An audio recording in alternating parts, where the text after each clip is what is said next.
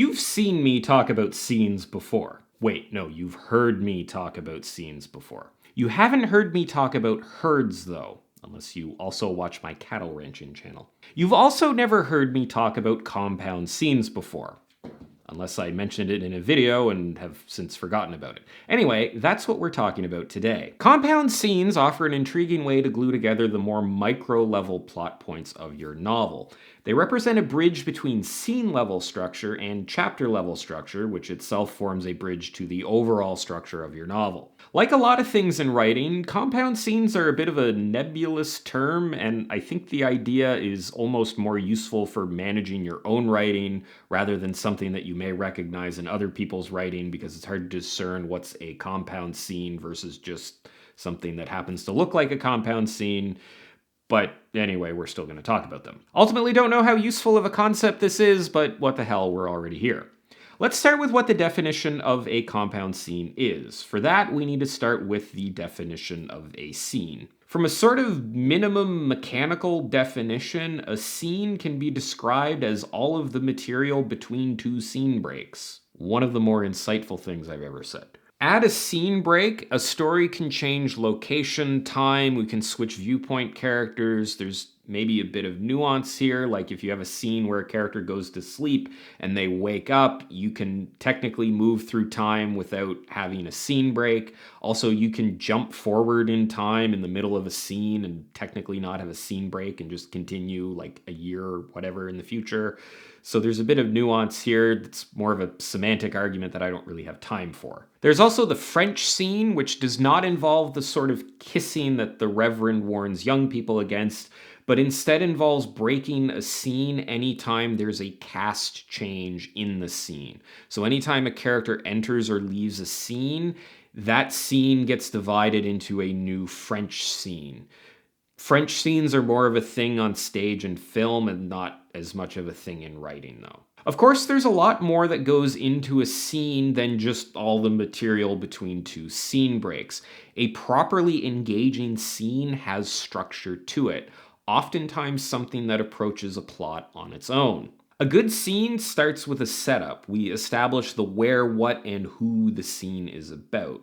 What characters are we seeing the world through? What part of the world are they looking at? What is going on in that part of the world? We generally learn of a goal or objective that the character is pursuing, something that they want to get over the course of the scene. It might be to find a clue at a murder scene. It might be to try and kiss their love interest at the end of a date, which hopefully isn't happening at a murder scene. The goal might just be to walk down the road and get to the next village without encountering another dragon. A character doesn't need to have a huge goal in the scene, but they should want something. I think it was Kurt Vonnegut who said a character should always want something, even if it's just a glass of water. A character should want something and move towards it through the course of the scene. Along the way, they should encounter complications. Conflict, difficulty, unexpected hurdles.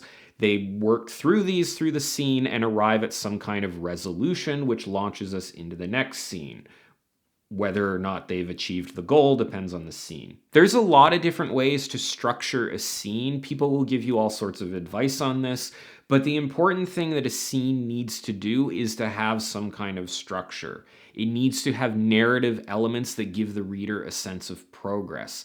This is a major source of reader engagement because you have to remember, over the course of a longer novel, they're just reading a piece of that story at a time. So if you just rely on the overarching total plot of your novel to keep the reader engaged, they're going to lose interest because any given scene or chapter that they're likely to read in one session is not going to have any intrigue, any goals, any progress.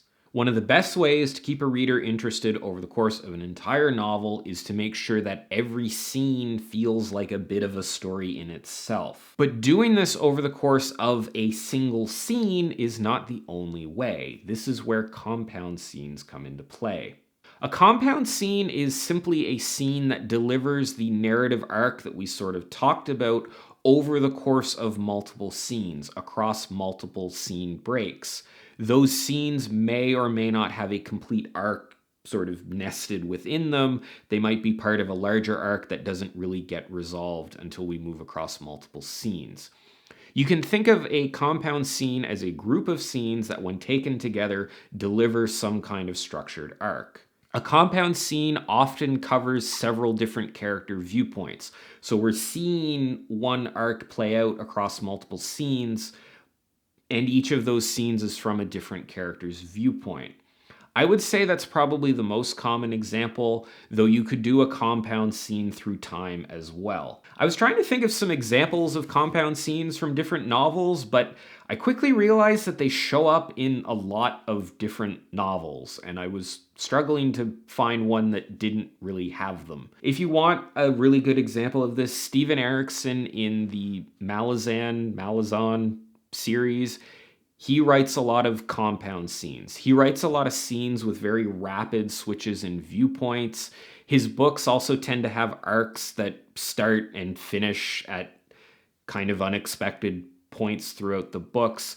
So that's a good example of a lot of compound scenes. You'll often see compound scenes in sort of the climax or the ending point of a book. If a book ends with like a big battle or a big fight scene or a big heist into the villain's lair or whatever, you'll often see switching between multiple viewpoints and arcs that take multiple scenes in order to resolve. A compound scene offers some useful advantages over keeping the structure to a simple scene. First off, because compound scenes cover more characters and possibly more time, they can give a moment or a sort of sub-arc within your big plot. They can give it a more epic feel because we're seeing that moment through the eyes of multiple characters. You get different viewpoints, and it allows you to extend an arc a little bit more, give it a more of an epic feel.